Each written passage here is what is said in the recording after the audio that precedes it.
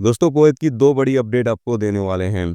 सबसे पहली अपडेट यहाँ पर यह है कि कुवैत में प्रवासियों की तादाद दिन पर दिन कम होती जा रही है, यानी घट रही है। उसका मेन रीज़न यहाँ पर बताया ये जा रहा है कि कुवैत एयरपोर्ट पर इमिग्रेशन का जो प्रोसीजर है, जो नियम है, वो सख्त कर दिए गए हैं। जिसकी वजह से कुवैत अब प्रवासी ज़्यादा नहीं आ पा रहे हैं, या यूँ कह लें कि जो 2 नंबरी से आना चाहते थे, वो तमाम लोग अब कुवैत नहीं आ पा रहे हैं। और बताया ये जा रहा है कि यही रीज़न है कि कुवैत के अंदर जो प्रवासियों की तादाद है, दिन पर दिन कम होती जा रही है।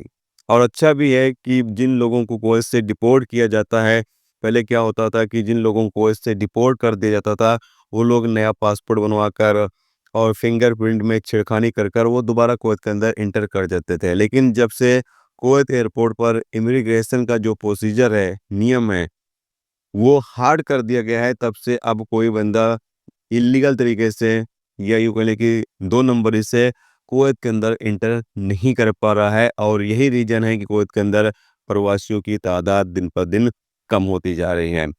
और ये अच्छी बात भी है, इससे ये होगा कि जो लोग 1 नंबर से कुवैत के अंदर रहकर काम कर रहे हैं, उनको बेहतर सैलरी मिलेगी, बेहतर फैसिलिटी मिलेगी।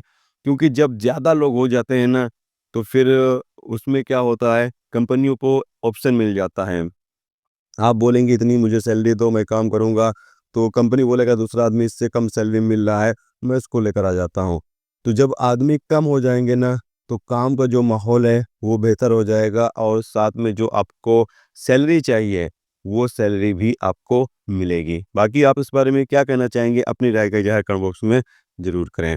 इसके अलावा अगली अपडेट ये है कि कुवैत मिनिस्ट्री ऑफ इंटीरियर के मिनिस्टर शेख फहाद अल यूसुफ अल सबा ने बताया है कि पिछले साल की तुलना में इस साल कुवैत में नशीली दवाइयों की तस्करी में 90% की कमी आई है।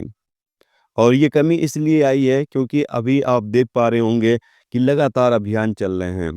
जो लोग ड्रग्स की स्मगलिंग करते हैं, हेरोइन, नशीली दवाइयों की या बाकी तरीके के नशे के जो सामान होते हैं, उसकी स्मगलिंग करने वालों के खिलाफ भी कैंपेन जारी है। और साथ में जो 2 नंबर से कुवैत के अंदर बंदे रहते हैं, प्रवासी रहते हैं, उन लोगों के खिलाफ भी लगातार कैंपेन जारी है। और यही रीज़न है कि अभी कुवैत के अंदर जो नशीली चीज़ों की स्मगलिंग का परसेंटेज है, वो काफ़ी ज़्यादा कम हो गया है।